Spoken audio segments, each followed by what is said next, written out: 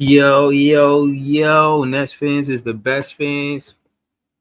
I'm doing this for y'all, man. W chat yesterday. Y'all was in the chat yesterday talking about Prime Melo and Prime T Mac. So, it's the off season and all of that. So we could get to some of this other content that's not directly Nets content. You know what I'm saying? I just want to give a shout out to all of the members on this page. All of the members on this page that have content or topics that y'all want me or and the panel to discuss, holla at me. You guys are members of the page. Y'all support the channel. Tell me what it is y'all want to discuss, and we'll talk about it. We'll get to it. Put your questions in the chat. They don't have to be super chat. Of course, I'd love to be super chat, but it don't have to be super chat questions. You know what I'm saying? And we could get to it. Claude Smith, that goes for you too. I seen what you put it, so that's a whole that you got to give me some time to get to that content. Shout to Claude Smith, shout to Woo Pig. Um, you know, that's pretty much what I wanted to say to the members of the chat. And again, this is a appreciation stream. You know what I mean? 1,000 subscribers, it mean a lot to me. I don't know what it means to everybody else, but it means a lot to me. You know what I'm saying? We got Notorious on the panel. He's a member of the channel. You know what I'm saying? Somebody that supports the channel heavily with content, shares it. Got dope content on the shorts because when I clip up the videos, he's on there too. So I want to say, for one, uh, thank you. And I seen it was your son's birthday, so happy birthday to your son too. Man, appreciate that. Thanks, bro. Word. But we ain't got to get to the Prime Melo, Prime T Mac conversation. Let's get to the conversation you wanted to talk about. I was gonna put it in the title, but I didn't hear from you before I started the show. But talk to me. You said that Dallas looked like they got the most stacked team. Talk to us about Dallas. What you see on with Dallas right now? Oh yeah, man. I mean, as far as talent wise, they look like they got the deepest team. Mm, To okay. me, I mean, I know everybody going to come up here with their soliloquies, talking about health and all this other stuff, but I ain't talking about that. I'm talking about if this team is healthy, which they should be healthy going into the regular season, and they can Yeah. sustain health, they're going to be a problem because they stack. I mean, I can read, you know, their 10-man rotation. You got Kyrie Irving, Klay Thompson. You Right. know what I mean? Both of those guys are all stars. I mean, this ain't the Klay of old, but you know what I mean. He's still one of the top shooters in the league. It's still Klay Thompson, and we True all know talk. what Kyrie Irving do. Right. You know what I'm saying. Especially in the playoffs, you got Anthony Davis, one of the most talented big men in the league. You got Derek Lively, one of the most talented young big men in the league. Then Mm-hmm. they just picked up D'Lo. He gonna run the second unit. They Uh-huh. picked up a young stud in Max Christie from the Lakers. Yeah. They got Najee Marshall. They Mm-hmm. still got PJ Washington, who they acquired from Charlotte, and they Mm-hmm. got Daniel Gafford. Like this Mm-hmm. team, that's literally Not to if you mention look at. Cooper Flag. Yeah, I said Cooper Flag. Oh, my bad. Yeah, and they got Cooper Flag, who's the number one pick this year. You know what I mean? Who should be starting? You know what I mean? So Or when you look at it, man, this team is very deep and very talented. You know what I mean? I'm not barring injury and barring all that other nonsense that people going to bring up. I'm saying based off of talent, based off of who they have on this but roster. but Joey, health both teams healthy. Wu Pig in the chat say so. We gonna disregard the reigning champs? Talk to me, man. Like he's a Thunder fan. So what do No, you have no, to no, no, say no. I'm about not gonna that? sit up here and say that OKC not nice. Bro, I'm not saying that they're the most talented team in the league. I'm just Right. saying because we had a discussion a couple of nights ago where everybody was talking about Luca and talking about the Lakers, and I was like, yeah, well, Luca was the best player in that draft, right? But the Lakers are still a little bit away from contention, and I was like, yeah, everybody's calling the Mavs dumb, but if you look at their roster right now, they are built to win right now. They're a very, That's a very fact. deep, talented team. I didn't say they were the most talented in the deepest. I didn't say they were going to win. Mm. Relax. Just because I'm saying that doesn't mean I'm taking a dig at No, but anybody else. no. But bro, that's nobody knows. So you saying what you're saying, and that's what it is. Now, what I'm asking you is, just give me your top 3 teams of the West next season. Who should we be looking for? Like, who do you think are the competition to the reigning champs? Because you got to put the Thunder in the mix, right? Right. Houston just got KD. You're talking about Dallas. How does Dallas measure up versus Houston? We don't know, not yet. But just from your perspective, what do you that matchup between Dallas and Houston? Who you think has the better roster there? I think them getting KD, it closes the gap a little bit, but the Mavs still got the better roster, bro. From top to bottom, they still got the better roster for Then sure. Houston? Yo, I gotta get Mo Beasley in here. Where you at, Mo Beasley? Yeah, to me.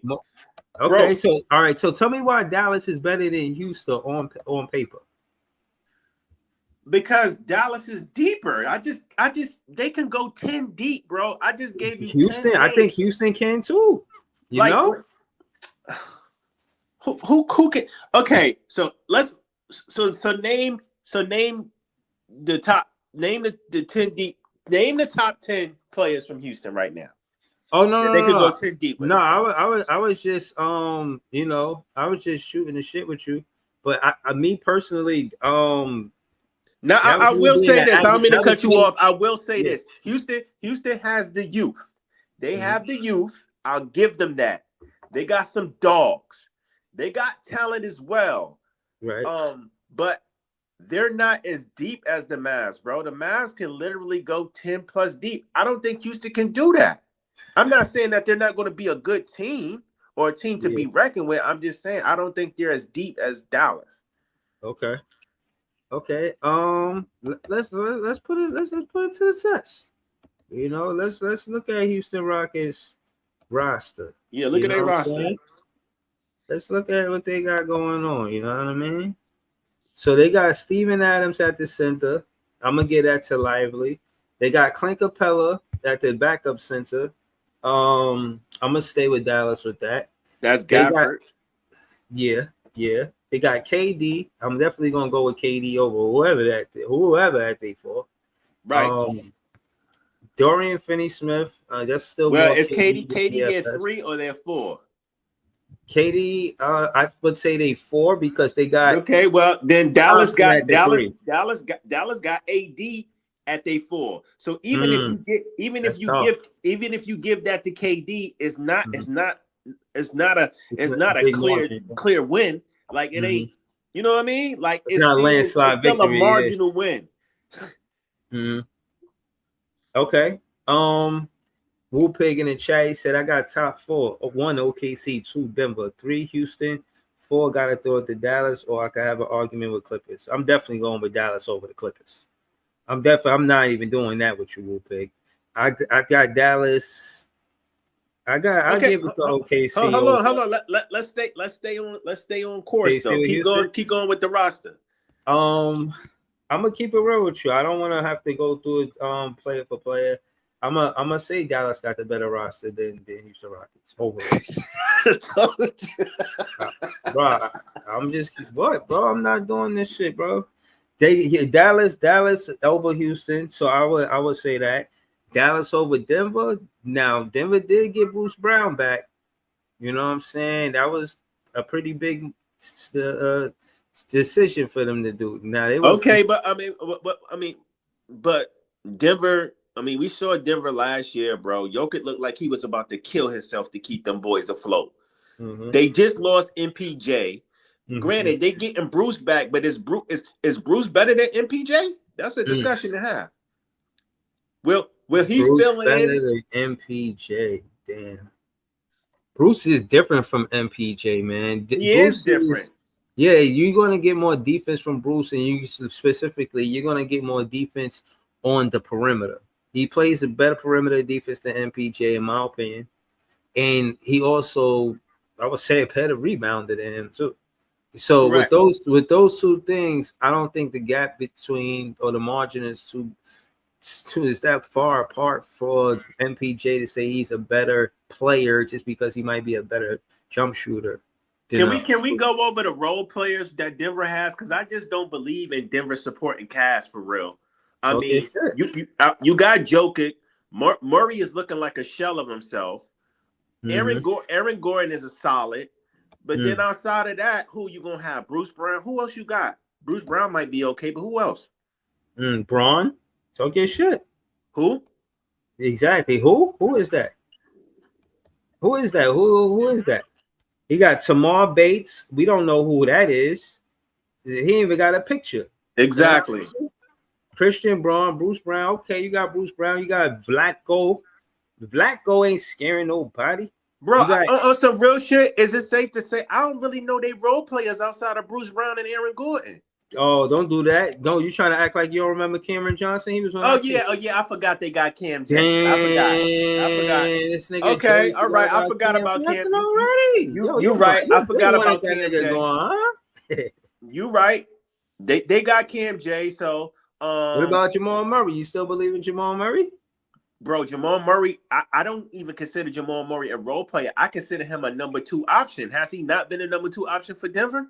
He is, of course. We got to be if you playing next to Jokic. I think he's a star, but the thing is, this is what I'm saying. Jamal Murray has not been himself as of late. Mm-hmm. You know what I mean? And then I don't really think their roster is really that tough like that.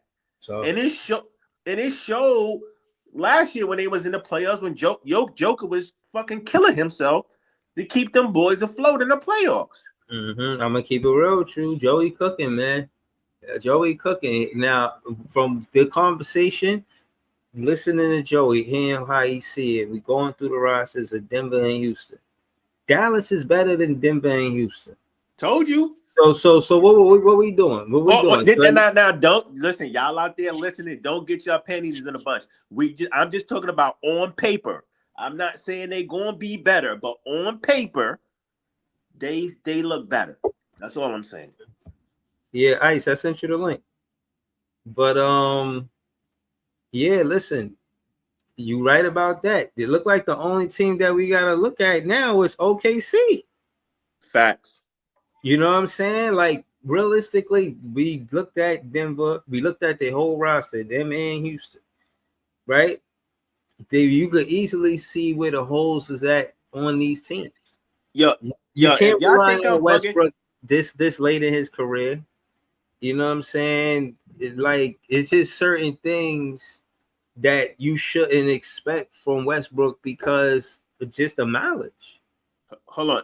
So let me just say this to y'all that just joined late, right? This is Dallas's starting 5: Kyrie Irving, Klay Thompson, Cooper Flag, Anthony Davis, Derek Lively. Mm-hmm. This is their second unit. Now, their second unit might be a starting 5 for a trash team. D'Lo, Max Christie, Najee Marshall, PJ Washington, Daniel Gafford. That's an average team right there. Their second unit. Ice, how you picking up what you putting down? Playoff team. Fringe playoff 5 for their second unit. Say it again. Now, Joey was saying the roster to the first and second unit to the Dallas Mavericks. No, he's right. He on point. They tough. But Kyrie hurt, and that's a big difference. But with the way it is on paper, like Joey's saying, like, yeah, you can't sleep with that team at all because they basically second unit could be a starting 5, like he's saying. Exactly. That's facts. Yo, I'm gonna keep it real with you, bro.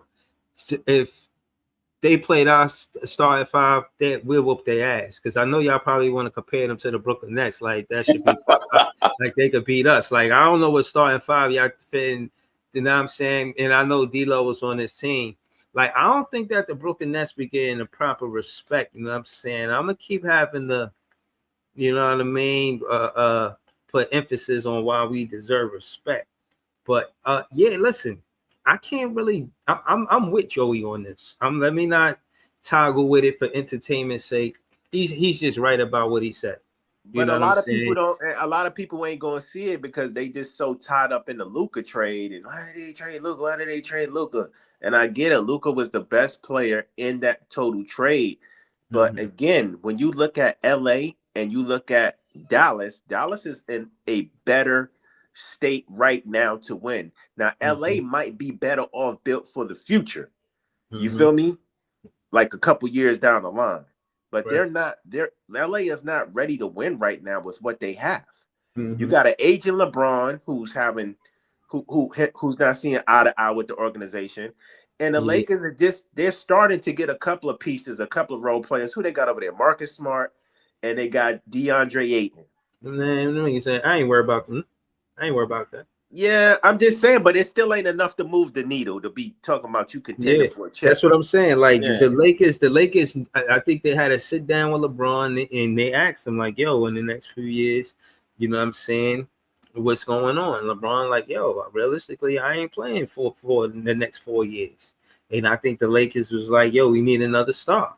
And I don't know how they pieced all that together, but Luka's on the team. Now that being said, you know they got what they wanted from LeBron.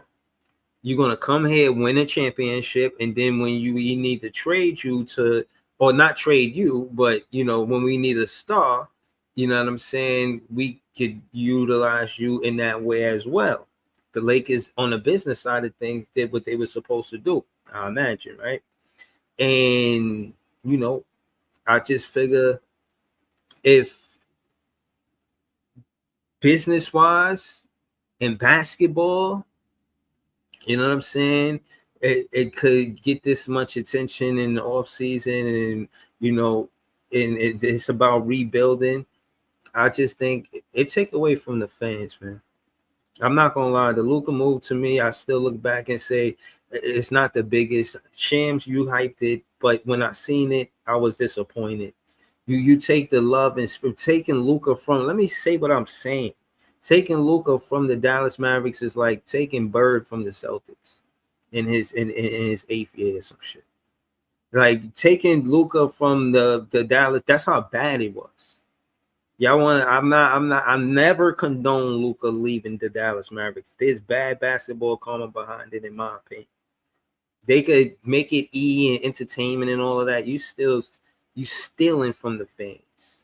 This is egregious. The basketball gods scoff at it, in my opinion. But hey, who am I? All I'm saying is, as Big Fan Breezy, to Joe to Netoria's point, yeah, man, the Dallas Mavericks won that trade for a fact, for a fact. But yeah, man, it might be Dallas and OKC in the Western Conference Finals, man. I wouldn't be surprised if they stay healthy. But that health should mean a lot, man. That stay healthy is two words, but man, that should mean a lot, man. That's a fact. I Word. mean, that's in any sport though. It's about you know what it's about? It's about how healthy are you going into the playoffs, Mm-hmm. right? Because you Mm-hmm. could be healthy all year and then suffer injuries at the end of the year going into the playoffs. You're going to be fucked. But what I'm So, saying, with basketball, it's hard to cheat the game. hmm? You see the 76ers tried to do that, hold out on Embiid until he got in the latter part of the season. Because remember, he started the season, he was kicking ass. Then he Mm. got injured or whatever, and then he wasn't ready to like the very end of the season. I guess the warm up to the playoffs, they try to preserve him, but because it's 82 games, they it's like if you don't have 10, 11, 12 man rotations, you're going to be penalized. These play, as much as you may try to extend a player's or a athlete's life in the NBA, because it's the top of the top, the most elite basketball play, the fastest pace, you know what I'm saying? It is so much onus on the being the best. That mindset could, I don't want to say, they professional athletes, you know what I mean? So they got to be at tip top health. And if they not, which is going to lead me to some other content, if they not, they going to pay. You know what I'm saying? Because basketball is one of the fastest evolving sports. And it's, to me, to play the sport, it's one of the most quirkiest sports you can play, like body movement. Now with football, yeah, it's jukes and all of that, but you got on so much equipment that, you know what I'm saying, it ain't the same as basketball. It's the same mindset, but it's not necessarily the same far as movement, because you don't have, you supposed to hold the ball, you're not supposed to drop that shit. You try to dribble the ball in football, your ass going to the bench. You know what I'm saying? So my point is that in basketball, you know what I mean, you fast, and you could be quick and fast in the stuff that you got to do. Like even in practice, this layups that you got to do when somebody's defending you is different now, because now you got to stretch different, extend different. And I think a lot of times, because of the money and them trying to reach X amount of games to make X amount of money, they be playing through injury. When you see the ESPN injury report and they say, oh, maybe, yeah, they be on some maybe shit. Like, I don't know, I might could play. I think that shit is real. You know what I'm saying? Like, and I'm just saying that to say that players to endure an 82 game season, like even, you know, Mikal Bridges, nothing, what him playing But 82 games is nothing to sneeze at. You know what I'm but saying? So I'm to just saying, like, right, I know we talking about, you know, deep teams, but you know, I want to say this, like, even when you got D teams, that helps you out, because that helps you out with injuries, man. Because you don't have to run your guys into the ground that are the talented ones. You don't have to run your 5 or 6 or 7 players, 7 rotational guys that you do play into the ground. And Mhm, you know what? If you're missing a guy or two, you can still keep your head above the water. You feel what I'm saying? So mhm. when you got deep talented teams, man, and it helps you out a lot, bro. You know what I mean? It helps everybody out with injuries, But because you don't have to play as many minutes. It yeah, helps you out as far as like keeping, you know, being competitive if somebody is hurt. So a yep. lot of that, you know, that plays into part. Next man up. Remember they were saying that for the Brooklyn Nets. Next man up. Facts. Word. Shout out to Ice. Ice on the panel. What you think about all of this, Ice? The Stay Ready crew, yo, the Stay Stay, ready, crew. You the Stay already. Ready. So Nah, yeah. Oh, another thing I wanted to tell you, Ice, is that what I found out is, um, it was somebody, they was saying, they did something because they was only making $4,000 in the G League. Like 4,000. Imagine going from 4,000 to 2 million, and that's yeah, what that's why I wanted you to just kind of, you know, add to that soliloquy, because I was listening to the shorts. You know what I'm saying? We was talking about Keon Johnson and how he improved, not necessarily to the other player, or to that player, to this player, but himself as a player, and how he improved from the G League to the NBA. yeah. There's a lot happening, and I'm saying that to say, to Joey's point, you could risk a lot. You could take a lot of risks off of injuries by keeping them in the rotation too. You know what Yeah. I'm saying? Make it a thing where you open up the roster and not play only 6, 7, and max 8 players. But go ahead, Ice, talk to us. Right. I think going forward, that should be most teams' identity, is to keep at least at least 12 guys that you can count on to guarantee if one of y'all go down, I know I got y'all on the bench. You know what I'm saying? That I can come in and have no type of worries with.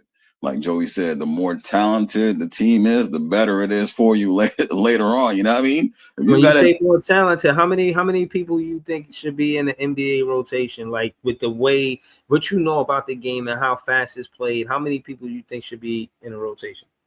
now, I still think honestly, I think it's 10 to 12, and it depends on the team, though. You know what I mean? It depends on the Oh, for team, sure. personnel, and all that. But I think, you know what I'm saying, that range. It doesn't necessarily have to be 12, but I think if you can push it that far, you can sit some guys when necessary, and let the other guys get playing time and get familiar, and what I'm saying, knock some of that rust off from sitting on the bench and stuff like that, and not have them wait till someone gets absolutely injured and them like, okay, now you can play, and they ain't, you know what I'm saying, they ain't getting no familiarity with the team. and they just into, you know, you just go sit in the corner type stuff. Now you gotta let them dudes get their game, you know what I'm saying, play their game when it's time for them to get in so they can be comfortable. But like you're saying with Keon and coming from the G, like I don't see, people don't think that's like important, or giving someone a chance to go from 4,000 to 2 million. Like imagine that at your job. You know what I'm saying? Like you improve just enough to get you in the NBA. You know what I'm saying? Everybody like, oh, he ain't that good, he ain't this, he ain't that. But like you said, from a personal standpoint of me going to work every day in the G, and then I get a chance and I actually make a team, that's already an improvement on my part. You know what I'm saying? How you view me is different, but for me trying to accomplish something, I didn't grow. You know what I'm saying? So let me get a chance to grow some more and show y'all what I can do type shit. Yeah. So, you know, what I think is interesting, like for instance, I wanted to show y'all this just because to me, this is the first sign of, you know, getting that money. You know what I'm saying? Now, if you, and I really don't do this. I used to always say pocket watches, shit like this. But with all of this Cam Thomas shit and the contracts and all of this and that, I kind of got interested in it. And but this is because of Ice more so, and in with the G League. And the reason why I always agree with the G League, because I always say, yo, them niggas be playing hard as hell. And the money is the reason. Now look at this. Please, chat, look at this. The salary for a 10-day NBA contract typically ranges from $60,000 to $200,000, depending on a player's experience and the specific season. For the 2024-2025 season, a rookie could earn around $1,157,153, $1,157,153, while a veteran might earn about $3,303,771. The exact amount can vary based on the player years of NBA. So basically, what I'm saying is, in the G League, those 10-day contracts come available to those G League players sometimes. Is that correct? Is that fair to say? Yeah. So when they get their 10-day contracts, bro, look at how the money go up. The money go up. Now, I think they make $40,000 in the G League. I'll pull up that stat to either, it would just further my point to say that they got a purpose when they come up from the G League. You're like, yo, who is these things? Why they getting minutes? They getting minutes because they playing for their life. You could change your whole entire life like this. You know what I'm saying? Facts. So I just think that part of it is interesting. And, you get somebody like Dallas right now, they don't have a lot of talent from the G League. They just did very well in the front office. I can't lie. And I'm glad Joey picked Dallas to talk about because of Jason Kidd. And it kind of make me want to take a closer look to what's going on with Dallas because of Jason Kidd and him and what he did. I always thought he would be a coach. When he was a player, real quiet, real professional, he tried to stay out of the bullshit, but for the most part, he was, a player that had the professionalism side, you know what I'm saying? And I think Dallas, they do that where it's about pushing the pace too. Definitely want Kyrie to do that. Definitely want Max Christie to do that. You know what I'm saying? They guard play and whatnot. But I just think it's interesting at all about how the G League players get that opportunity, and I like when they play well. So shout out to Keon Johnson. I don't know about Tyrese Martin though, man. I'm gonna keep it real with you, bro. I don't know what he finna do, bro. I don't know what's gonna happen with them. But I know they serious about the contracts. They serious about staying in the league. If he, if he don't make this team, he might not stay in the league either. None of them dudes, you know what I mean? So they working. I don't know what Tyrese. That's my guy. I don't know what he gonna do either. I posted a video of him working out as well. He did a lot of off the dribble workouts. You know what I'm saying? Cutting, drive into the cup. So I'm curious to see what him, Keon, and who else? Timmy. Timmy to see if they're Timmy. gonna stay on the team or not. Yeah. Yeah, yeah, me too, me too. Yo, the chat was talking that Prime Melo versus Prime C Mac. I wanted to have I wanted to have that conversation. I'm gonna off rip. I'm gonna just tell you Prime Melo. I'm going with Melo off rip. You know what I'm saying? I thought T Mac was good, but they, I would say, underachieved with Yao and T Mac being on the same team. You know, if they could have went to like the third round or something, or maybe the second round. Did they go to the second round? No, I think Team Mac always went to the first round. Yeah, that's what I'm saying. Like if they was more competitive in the playoffs, then yeah. But I thought they was a good team, man. I thought I used to always pick T Mac on NBA Live. I played NBA Live before 2K. I used to pick T Mac and Yao Ming, man. It was nice. But yeah, man, I'm gonna go with Prime Melo, man. Without looking at stats from memory, I'm gonna pull up the stats if y'all want me to pull up the stats. But right now, I'm telling you, right now, I got Prime Melo over T Mac. Prime T Mac. How you calling that, Joey? I agree. I kind of think they're about even to me. I would probably give it to Melo by a hair because Melo had a longer, Even. more complete. Yeah, You mean they the because same height? no, man, I'm talking about as far as their prime and them being talented. Let's keep it a buck. Like Kobe gave both of them their props. I know that don't really mean shit, but he said, "Hey, listen, T Mac was a problem. He was probably he was hard to guard. He was probably one of the most talented guys he ever played against. He also said that Melo was probably one of the hardest people to guard, et cetera, et cetera.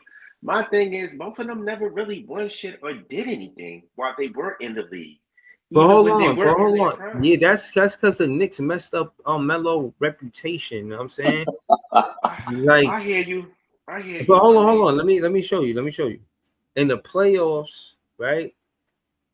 They got that good old ass whooping in 2011 by the Knicks. The Knicks, he got swept with the Knicks with being on that team, and then he went to 5 games the next season after that. You know what I'm saying? So Breeze, they pretty much was all getting I'm their saying ass whooped. is both of these guys were extremely offensively talented when they played.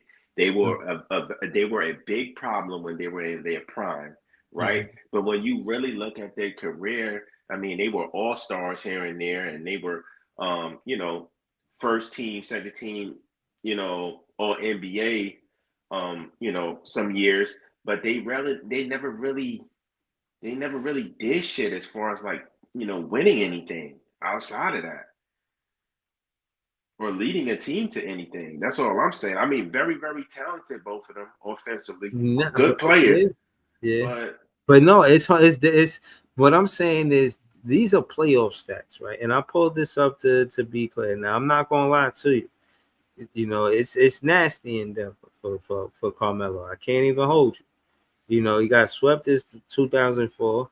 The first round, the first 4 times he went, first 5 times they went to the playoffs is you know what I'm saying? Pretty much they got that first round exit. mhm. That's tough. So I can't even hold you. That in 2009 they won 16 games. That's when they went to the conference finals. You know what I'm saying? So I'm saying that to say that he had a better stint in Denver because he went to the playoffs 7 years, and with the Knicks he only went 3 years, and he spent more than 3 years with the Knicks. You know what I mean? So but when you talk about that's as a team, but as personally, like you said, their percentages, it's hard to debate that, bro. You know what I'm saying? I'm looking at the percentages. Melo shit ain't popping off the screen. You know what I mean? Like, but that mid range was tough, and he used Yeah, to get that boards but too. let's not act like T Mac was like in his prime, like he wasn't something to really do. Like you, T Mac was probably the second most talented player behind Kobe in his prime, bro. Real talk, Mm-hmm. offensively, like Yeah, real offensively, talk. it's hard stopping, bro. Yeah, like But the Those only were thing nice. is, I think what Melo's career was a little bit longer. Melo put in more work. I think T Mac with the injuries, he didn't play as long as Melo. But when Mm, you really look at both of them, they both were offensive powerhouses. You know what I mean? Who mm-hmm. never really led their teams to anything. Mm. Yeah. Okay. That's fair to say, bro. I mean, it's true. You know, at the end of the day, the goods and the greats, they, decide who's who based on what you did in the regular season and what you did in the playoffs. You look at Melo and you look at T Mac, more or less success and their rapport and reputation is known for what they did. You feel what I'm saying? Claude In Smith the calling regular your man. season, Claude which is Smith calling your man. respectable. Like it's respectable, but you know the But Claude Smith postseason, calling your man Melo a ball hog, man, in the comments. Man. Melo he Take that called break. it. He said he Yeah, a ball well, hog. Yeah, he said yeah. he never seen a shot he didn't like.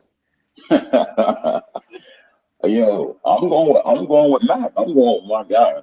Mac is my guy. And just what Joey said, the Mm-hmm. second I called him Kobe's nemesis, bro. He was like they were like the same to me, but Kobe Yeah. always had a better team. You know what I'm Mm-hmm. saying? And That's a to fact. this point, like Melo ain't had no great team either. Like to Mac had a lot of terrible teams, bro. He ain't really Y'all mean if you say y'all mean what's up, you be like, all right, and then once you get past y'all mean, you be like, yo, you know what I mean? Like, he had John Barry, Brett Barry, you know what I'm saying? He had a couple guys, but he ain't had no solid team. I feel like the same way with Melo. Like he had a few good players, but he ain't never had like a Hold on full. though. We can't really say Melo because at one time when Melo was in Denver, he played with Kenya Martin in AI. I Even though mean, they I mean, weren't in yeah, their prime, yeah, he did have it, that. He did have that for a little bit. He had a so third guy. He had a third guy over there, right? You know what I'm saying? But yeah, that's why I said I don't think they had, what I'm saying, whole solid rosters like some other teams had at that time. But they, you know what I'm saying? I just choose T Mac because he my guy. Yeah, no doubt. Shout to Claude Smith. Shout to Javon Shit. Beaming Boy 81. Hot Bling is a good song. JCBK all day. Wu Pig. Next Press Podcast. Logical Raptors Fanatic. Big Homie. Yeah, man. Scott. Apartment Gamers. Yeah, man. Shout out to all y'all, man. Nets fans is the best fans. And I mean, yo, chat, what y'all want us to talk about, Y'all know y'all don't want me to go into default. Y'all don't want me to go into default. You know what I mean? I ain't gonna do it to y'all. Yo, did y'all hear about that the new movie by Jordan Peele called hold Him? on. I want to bring up something. I All want to right, bring go up ahead, go something, ahead, go. and this is Nets related, man. Talk to us, man. Talk to us, Joey.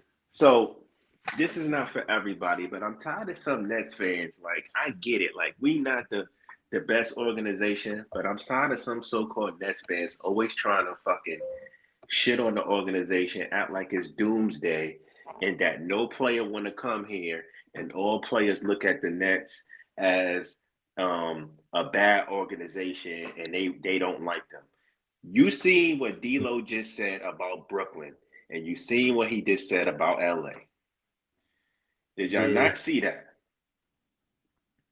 Thing, I'm gonna go to the content. I'm gonna pull it up for Yeah, you, pull the Joey. But content up what he continue said though. I about. got you, Joey. Go Yeah, continue pull the though. But content up because y'all. Now I get it. We not a winning organization, but most of the players that come here have said good things about this organization. They have always said the Nets are family oriented. They always made their families feel welcome. They always took care of them, et cetera, et cetera. I think that narrative ran rampant when Kyrie had butt heads with the front office. But outside of Kyrie Irving, you cannot find a player who has played for the Brooklyn Nets or the New Jersey Nets that have said something negative about them. okay. Name one. Name one outside of Kyrie Irving. Name yeah, what outside of Kyrie Irving? a player, an ex-Nets player that was like, man, I hated playing in Brooklyn, or they this or they that, or da da da. Yeah, That well, shitted on the did you organization. see? Did you see Dinwiddie when they didn't give him that money? He was on the bench looking like he's ready to slap the Gatorade off the tray or some shit. Bro, but even then, he didn't get his money. But then when he can't front on us, because Jared Allen was mad as hell. hold on. They could be mad, but at the end of the day, we got both What the up, Barry? motherfuckers paid. We got them both paid. We got Mm. Dinwiddie paid on his first stint Hold here, so on, he hold can. on. I got Joey. This is the content right here. I got you. Hold on. The organization of Brooklyn is different. It's unlike any other. The performance team, coach, everything about Brooklyn is different than you would expect. And I've been around the league where I came from the Lakers, where the structure is not the same. And then I go to Brooklyn where it's all structure, and it taught me how to be a professional. I always approached the game to where I just was kind of nonchalant, and I felt like I could just wing it. When I got to Brooklyn, it taught me how to be a professional, how to sleep, how to eat, how to recover. And that's why I'm still playing to this day, honestly. I'm not a guy that's athletic. I'm a guy that had to take care of my body. I had to recover. I had to eat the best way. I couldn't just show up. And that's what Brooklyn really taught me. And I've been enjoying it ever since. But everybody You hate the talking Brooklyn that Nets, right? shit, Joey? Go ahead. What do you No, go no, ahead, Joey? but let them tell it. Everybody that come here to play for the Nets is miserable, or they don't want to be here. That's what y'all be saying on Twitter, right? And in the comments, right? Oh, Listen. What happened to? Oh, D'Lo, man, he don't want to go back to Brooklyn. Oh, D'Lo hates Sean Marks. I mean, that's D'Lo right there, just saying what he's saying. I mean, and y'all always jocking the Lakers like they can do no wrong, and he just told you it's night and day from when I was with the Lakers, from when I was with the Nets. No, hold on, because I know some people gonna hear this and gonna be like, well, the Lakers got such and such championships. We not talking about that. Let's not take this out of context. We're talking about how the organization is ran. He's saying how the organization is ran. Brooklyn taught him how to be a professional. Right. We're not saying that we're better than the Lakers or we got this many championships. We're not talking about that. So don't mix the apples with the oranges. Right. So oranges over there and the apples over there. Look, but what I'm trying to add to what Joey's saying is basically he's saying over there they treat you like a machine. Over here they treat me like a person.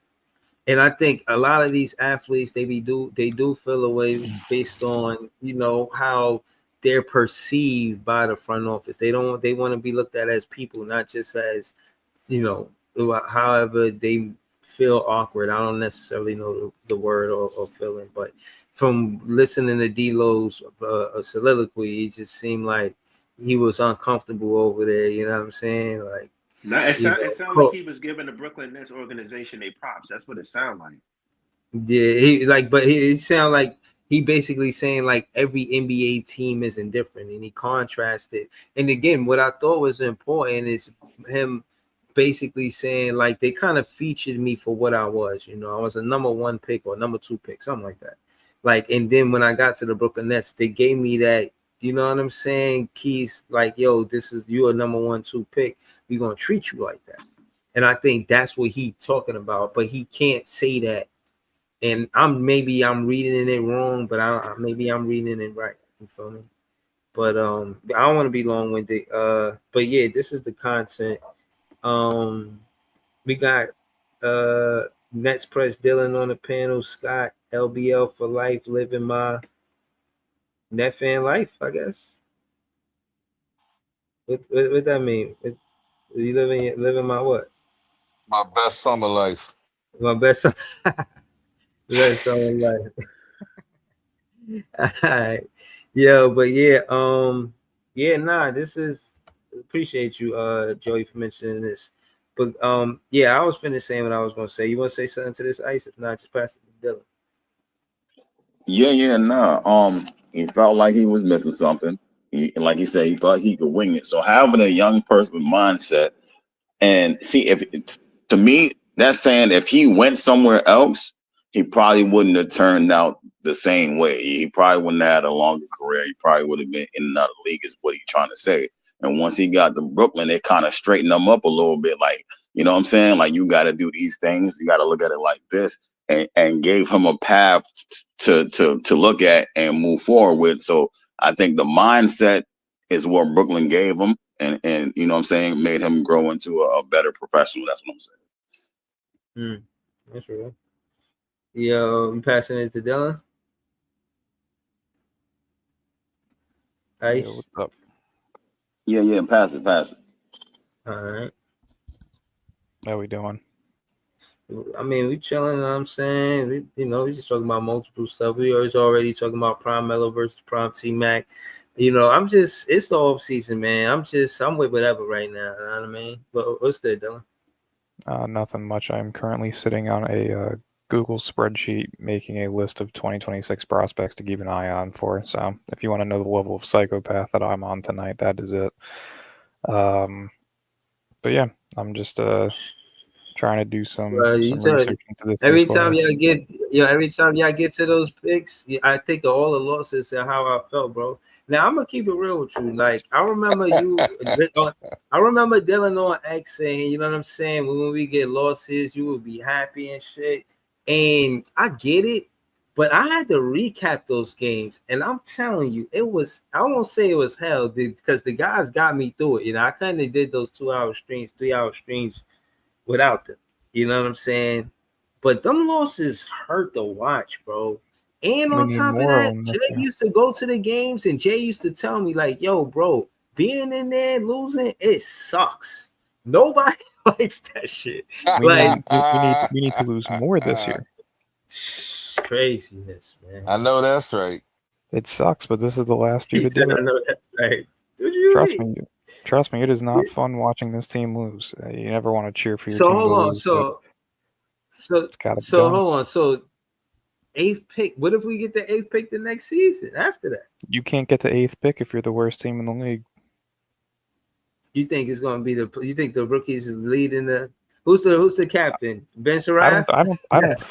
I mean, realistically, last year we had a bottom 3 roster in basketball, and we probably have a bottom 2 roster in basketball this year. So if they don't figure out a way to realize that the floor of the pick is just as important as the ceiling of the pick, like, think about it this way: if the Nets were the worst team in basketball last year, we would have finished with the 5th pick at worst, and that got you Ace Bailey. You know what I mean? Like, the floor of the pick does matter. When you're talking about percentages and draft lottery, you want to put yourself in the best position to get the highest pick that you can possibly get, right?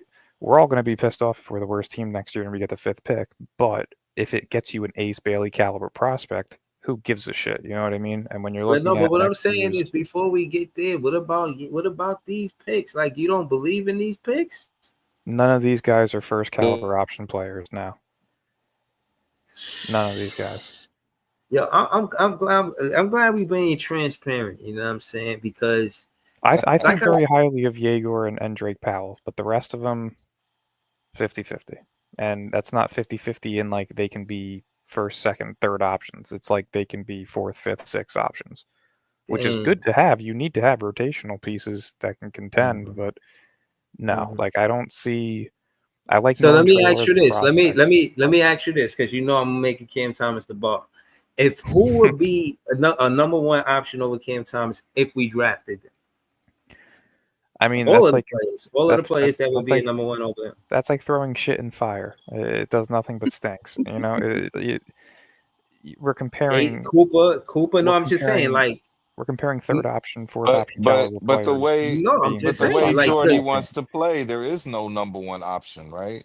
The way that he wants to move the ball, there is no number 1 option. It's not even that. It's just we're comparing a horrible team to a mid-level player. No. But what I'm saying is, when we didn't know how many losses we was going to get during the season.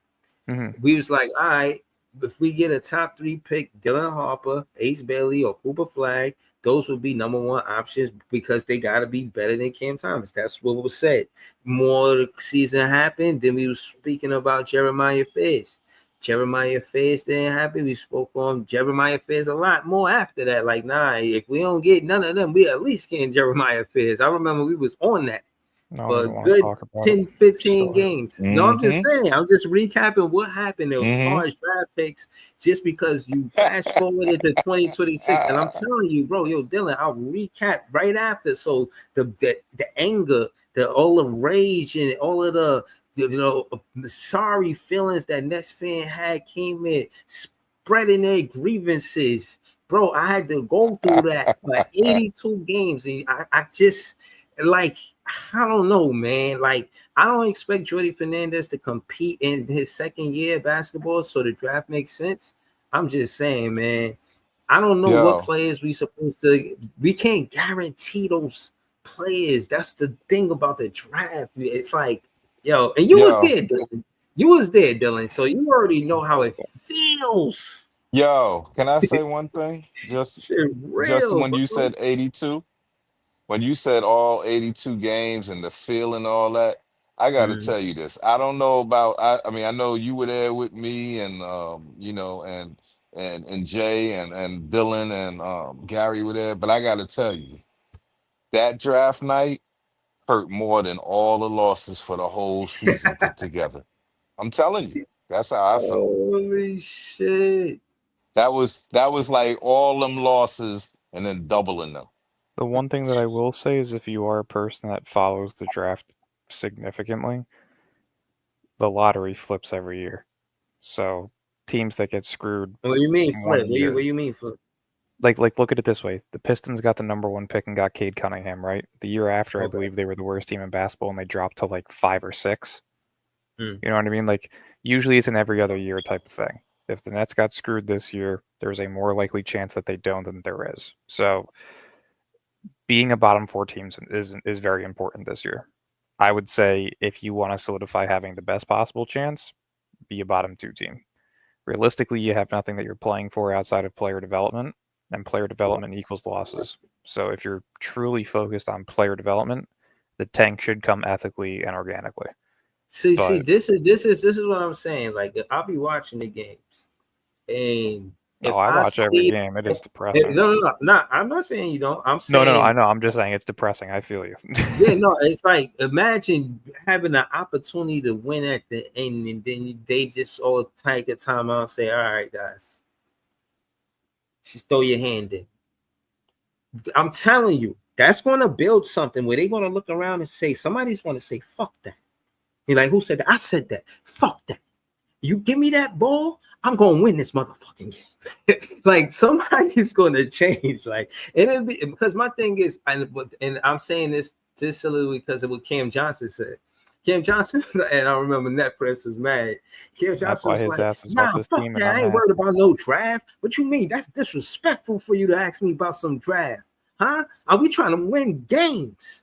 What are you talking about?"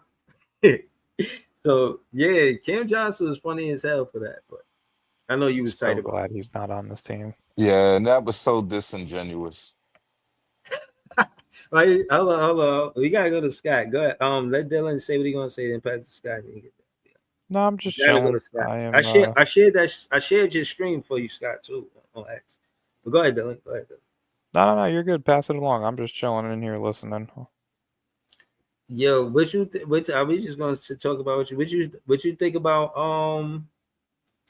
what you think, Scott? What you think about what Dylan said about the draft picks? And I mean, in our world, if we want it the way we want it, pairing up with Cam Thomas.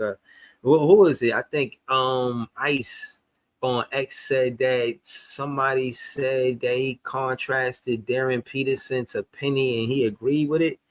It was something like that. I'll be fine with a lot of y'all, man. I don't know who. I think it was Ice. That I'm I pretty did sure. see Nah, it somebody was say me. It that. was ice. It It was was With ice. ice. with the dudes that do no ceiling, they do draft all year round. They already They're so started. fucking awesome, man.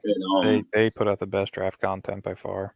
yeah, so I asked them that question. I said, I don't know if you guys would agree with it, but my comp for him is on Penny Hardaway, and they said definitely that's a they said that's a something comp, but definitely I could see that in the way that he moves is like Penny Hardaway, basically. Nah, yo, I'm telling you, I joke when I said it, but there's truth and humor, man. I gotta say, man, yo, this my dude S Scout mode, man. At scout mode. I was It's gonna S say to Scout me, mode, man. Peterson, the way that he moves to me is Tracy McGrady, but he has the body and frame of like a Kobe or Anthony Edwards, like just in terms of the way that his body's built in the similar height range. Yeah, that's what I was saying. His body type is different than Penny. Then his play style, yeah, his play style's. I mean, he's 6'6", but he plays like he's a 6'8", 6'9" freak. But he has the handles of like a James Harden. He's got the playmaking IQ. He's a 3-level scorer. He's a high intense defender. He's probably the best guard prospect I've seen personally since Kyrie. Wow. He's strong too. Yeah. Okay. Well, yeah, I mean, well, y'all got him going number one. Yeah, to me, this year it all just depends on the team. Like, say it's Washington that gets the number one pick. They have Bub Carrington. They have Trey Johnson. I could see them going with Cam Boozer or AJ DeBansta. Say that it's Utah. Utah, to me, needs a point guard or shooting guard the most. So that would be a Darren So you're Peters saying it's fit. need and fit more than talent?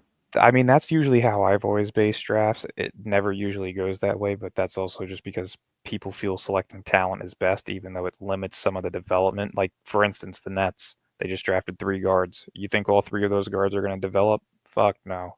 Like, Ben Seraph is probably never going to be a good player in Brooklyn. Hold on, ask Scott. Scott, what you think? What you think, Scott? You think they're going to develop all 3 of those guys? No, they're not. I'm still don't understand why they got 3. I'm still trying to get over that. I mean, Ben Seraph wasn't even needed. He wasn't even needed. I don't understand the draft pick with what Sean did with that. Should have got a wing. That's what we needed. Yep. Nick Clifford was sitting right there at 22. We should have got a wing. That was Ice still. That was when he went to Portland? Sacramento? Yep. He went to Sacramento. Yeah, he went to Sacramento.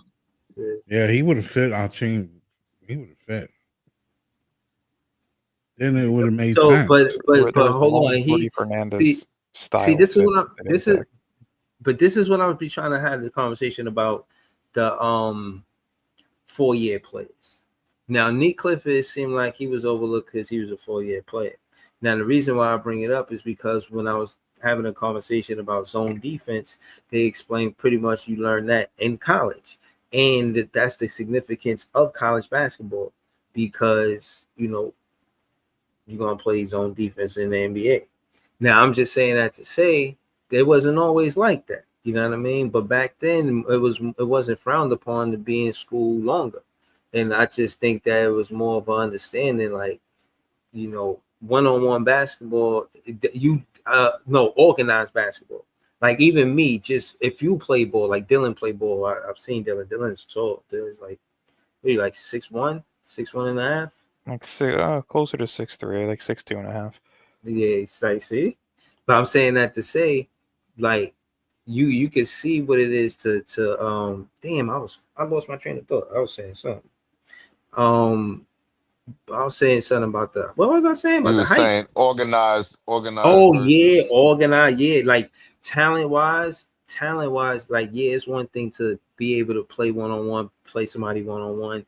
You used to look at their height or whatever. Like you're like, oh yeah, I might be able to be in this and that height. And then in college, you realize it's not all about height. It's about organized basketball. Even making a team, it was about screens, setting picks, getting around it, not fouling. Not losing your man, not being scored on, not getting caught up in mismatches. It was just a whole lot to it opposed to 3-on-3. Because more times than not, if you're in the park playing a 3-on-3 and a 5-on-5 was quote unquote organized basketball. So that's basically what I wanted to talk about around the Nick Clifford player. And I think he was overlooked because they frown upon 4-year players.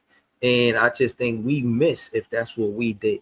And I don't think we should frown. And we didn't always do that because we got Kessler Edwards, but we missed on Kessler Edwards. He wasn't a good player. But Nick Clifford was. So I'm just saying, man, the organized basketball and the zone defense, you know what I'm saying, correlates because that's what you learn in college. What you think, Scott? Yeah, I totally agree with that. I mean, my whole thing was with this I'm glad you brought up the losing part, but we're gonna have to go through another season of losing, probably organically, hopefully. I mean, I don't want it to happen, but I think It it's needs to needed. happen. Yeah. I think it's needed, but especially after this draft pick. I thought we missed on if he had made a couple of other different picks, then we probably wouldn't have needed. Mm. But being that he decided to draft 3 guards, we still short. Yo, do you look at these guards and say, "Yo, we don't need Cam Thomas"? I don't, bro. No, I don't look I at wouldn't these say guards and that. say, "I don't need Cam Thomas." I'll be looking at these guards like, yo, But like you know let that. the season start. Like let the Oh, season start, man. Let But the my season. fan thing, like I'm a fan of Cam Thomas. That I try to fight that feeling, but I'm a fan. I like his gameplay. I would keep him on the team. But that being said, if he don't really want Cam, he should just let him know what's going on. No, To but me, my, it seems what to about me the like what he's about but those stringing us like on. what about the Scott, I got rookie a thing? question for you. Yeah. Go Scott, I got a ahead. question for you. I just want to know. So you're saying that even if we had the same order of draft picks, right? I mean, having the same picks, but Mhm. we had picked different players who were still available. You Yep. think there would have been no need to tank this year? Is that what you're saying? I wouldn't say there You wouldn't probably Because be. would have I still would Yeah. because I listen. would disagree. If you'd have I made all disagree with five, that, but I if just you'd have want to made know. all 5 picks, you're going to tank anyway. But that's what I'm saying. Right. So So I'm no, I not, just wanted but to I'm be just clear on saying that. you're not going to Yeah. come out with the intention to tank. Now Oh you no, have yes, we to. are. Now you have to. But we had to last year too. We needed to as soon as we made that trade to get You those know two how I picks feel back. about the draft pick. I know, but I as don't soon as we believe, made I don't those trust it. that trade and got those two picks back, we needed to we I don't needed trust to it. we I needed don't. to be as horrible as possible I twice. understand that. I understand that. But what I'm saying is the draft is not even, to me, it's not even fair. Mm. Why It's, you I say that? mean, how Dallas get the number 1 pick? Talk your shit, Scott. How that happened? Because Adam Talk your Silver shit, made a Scott. deal. It's going to happen again too. And it's going to happen again and again and again. San It's like a Antonio wheel. says it's It's really like fair. this wheel. It's like a wheel. You chasing something that's not real. The It's Spurs not said it's real. really fair. They said It's it's not. really It's fair. Yo, is Scott rapping? Is Scott rapping? it's not real. Wow. Not real. I hate to tell y'all that. Y'all gonna sit back and say, "Oh well, if I'm in last place in the NBA, I should get the top 5 pick." No, you don't have to. The lottery needs to be changed because the NBA is the only thing with a lottery. Well, Even if they wanted to, that's what y'all even if they need to be wanted to keep saying. the lottery, the bottom 3 teams, Yeah. they should be in a lottery of their own for the top 3 picks. If you want to bump up 3 to 1 and move 1 to 3, I Hmm. understand that. But it Yes. needs to be sectioned out. Like it should be top 5 or top 3 is in their own lottery, and then vice versa. 5 through 14 or 4 through 14, whatever it may be, they should be in their own lottery. Yeah, But because you the got top That, 3 team should that's be that's what 500. You got a team that that's 500 getting the number 1 pick. and no, but there's that's no what I reason at don't all. but that's what I don't understand about like with football.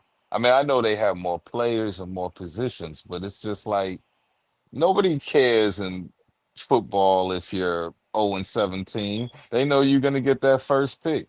So I'm saying, what's the big deal in basketball that if you're lousy, you only win 20 games and you get the first pick if you still have it. So Well, what's because wrong with that? basketball's Why a do we bit different. need the lottery? Basketball's a bit different, and I can understand why they want a lottery because say the Pistons tanked 4 years in a row, right? They would have Cade Cunningham, Paolo Banchero, Victor Wembanyama, right? That's unfair. Facts. When you're looking at football, Baker Mayfield was the first overall pick. Hmm. He wasn't anything in Yeah. Cleveland. He's now Hmm. a solid quarterback in Tampa Bay. Same thing with what was it? Wasn't Eli the first overall pick one year? Like the Giants sucked for numerous years with him. They won a couple of championships with him, and they sucked after those championships with him. Like, But one player in football doesn't make the difference. but One can't we player in look at basketball makes the difference. but can't we look at the process, right? We could look at Philadelphia, and they tanked, and they definitely put it out on Front Street. We're gonna tank, and they did get some really good picks. Yeah, Like they yeah. got the I picks. think they had Now, four now top who three they picks, and chose, now who they yeah, chose is different than getting the picks. they had what, four top three picks in 6 years, right? Because they Yeah. had Something like that. Okafor, Embiid, Ben Simmons, and Fultz. Yeah. Good. It's Yeah, insane. so that's what I'm saying. But when you look at it, only really two of them is really doing anything, right? Really won, really, because One, yeah, one. and So, he's getting ready to go out. but that's what I'm saying. So it's like it didn't really hurt No, the it didn't move the league. needle. It It didn't didn't really move the hurt the needle. That's league why I think the that they best were case doing scenario for that. the NBA is they should do top three picks are a lottery, and then say 4 through 10 is a lottery, and then 11 through 14 is a lottery, or whatever you want to do. The top three though should be in its own lottery. It shouldn't even be debatable. Like, if you see who the three bottom teams were this year, all three of them deserved top three picks. Yeah, but Washington sucks. They're a big name away from really being interesting. Charlotte, same thing. Like, Utah, they're a My, little bits away. You got to build up you that know, market. my thing is with the lottery is be honest. Be honest, bro. Put the put it right there for everybody to see. You know, don't. What's all of these closed curtains? What's all of this? Just trust me. No, no, no, no, no, no, I agree with you. The no, no, NBA no. is like a bull. Like They let's put hold on. down those smaller organizations. Let's hold on. Let's skip this. Let's skip all of the small talk. Show me. Show me. Spin that motherfucking wheel like Rob Parker. I want to see. Spin the wheel, dog. Just flip And the that shit mad times. and and the Let that shit irony spin around mad times, and then whoever it land on, and just keep spinning that shit in the lottery. And after that, you and, sort it out.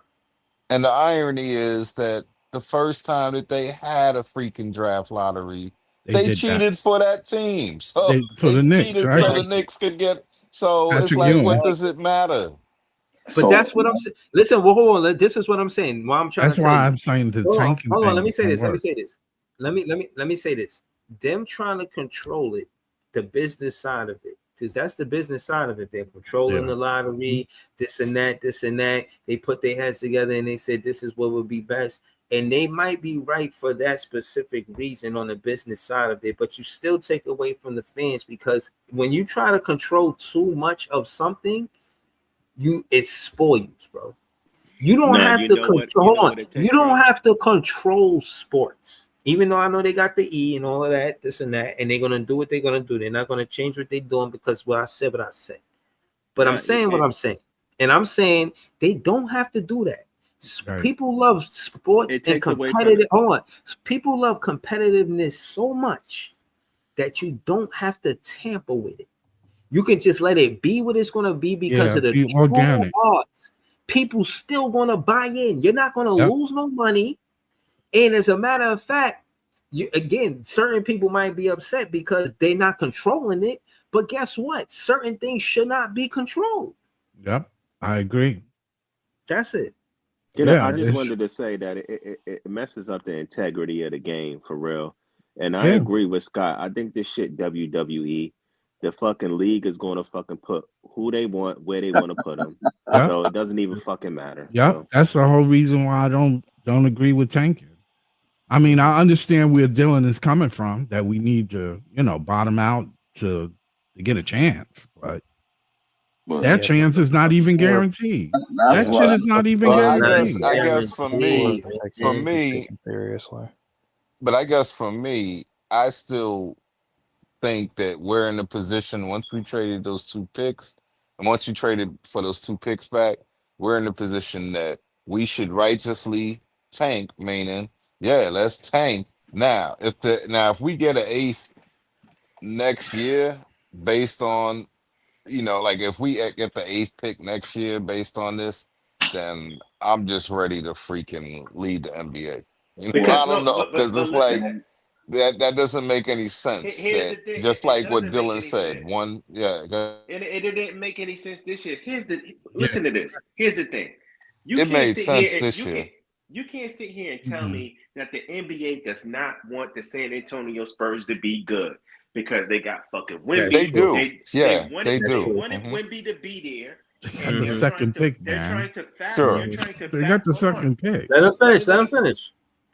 they're trying to fast track San Antonio to be great, good, to be in the agreed. playoffs, to be competitive, so they can boost up Wembanyama. You can't sit Facts. here and tell me that. You Yeah, it's can't sit true. here and It's tell true. me Yeah, that they fucking did not want the fucking Dallas Mavericks to get the #1 pick. yeah, It's Mhm. just bull. yeah, I don't yeah, believe yeah. it. I Okay, Yeah. don't. I agree. I agree. But now here's the thing. Let's put it on the Nets for a second. What up, Money Mike? Now let's put it on the Nets for a second. You can't tell me that the Nets deserve a top. I mean, I believe they deserve a top pick, but I'm saying you can't convince me that the league feels the Nets should get a top pick because they're in Brooklyn and they have this, like I'm saying, because really the NBA looks at it the way a lot of people, even though the NBA is based in New York, the off league office, they Hey, look at it, the way a lot of here's the thing. they look at it the way people outside of New York look at it. Like Brooklyn don't even really have fans. That's why No, Pete no, names no. his But channel No, as no. the I Nets think here's it's fan, the you thing. No, know. let me say something to that. I agree with What? you, and you know what? You say in Brooklyn. Look how many times the Knicks was fucking shitty and they didn't get the #1 pick, and that's they true. got all the fans.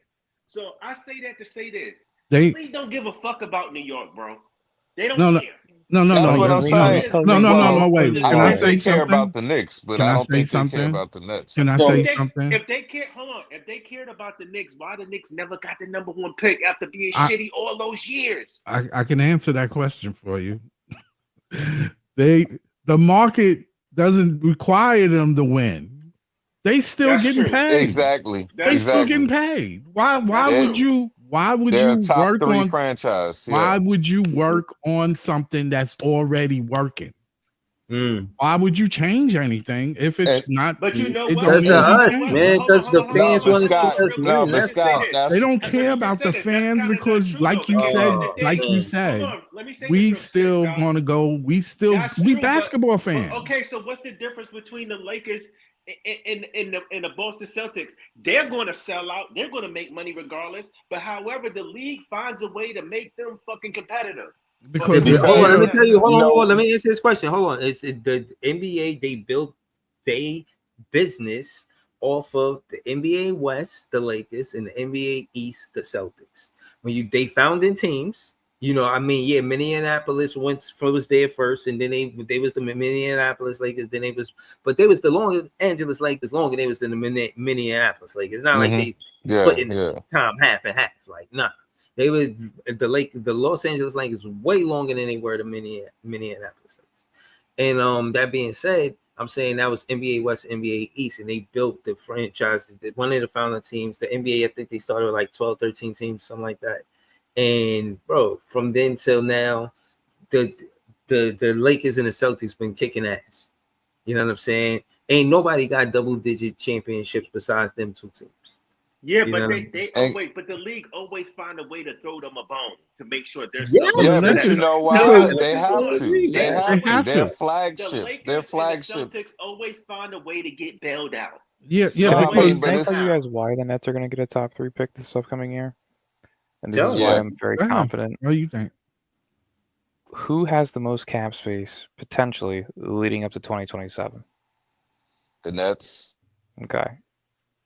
Who has the largest market? Who will likely have top tier cap space in 2027?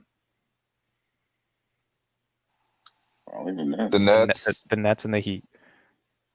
If you don't think that the NBA is going to want somebody big in Brooklyn to compete with the Knicks and to compete in the East, which is getting weaker and weaker year after year, then I don't know what to tell you. That's why I'm all in on this whole just bottom out. You'll get what you get. But regardless, they got screwed this year. They're developing youth this year. They're playing all their cards right with the most capital in basketball in terms of draft picks. They're likely to get it more than they aren't. All right, So Dylan, let me add something to that. Dylan, let me add something to that you just said, because now, even though you're saying, like, I'm a firm believer in tanking this year as well for the same reason. But the thing that I think is with the league is they looked at us this year, and like some people think, oh no, you can't throw games or whatever. But they looked at it, to me, they looked at us this year and they said, oh, y'all ain't even trying to tank. Oh, y'all are actually trying to win. So y'all don't really give a fuck whether you actually are a real contender or not. As long as you can make this play and y'all happy, we happy then. That's what I think, and that's why we got the 8th pick, because No. we didn't even Hold try. on. Let him finish before y'all rebuttal. I'm Go just ahead, saying Gabriel. we didn't even try, because when they looked at the situational draft, they said, "Well, Dallas, we got to give them something because they gave our freaking flagship West, our NBA West team, go bail out the Luca. Lakers. So we gotta help him. And then Wemby, with his international status, we gotta make him. We gotta So make him a face of the league right now. so So let's so give so them that's more. two Hold on. slots. Let me go real quick. So I agree with Scott. I'm gonna push back on Dylan because everybody keeps talking about our market. Oh, our market is going to say. I don't fucking believe it, because here's the thing.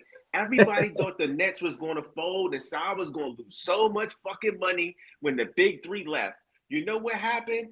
Sai has doubled his fucking net worth of that franchise since he bought it. But and that that's being the exact said, reason why the NBA needs to hold put on, somebody in Brooklyn. Oh, Scott has said. Let me land my plane. Like Scott has said.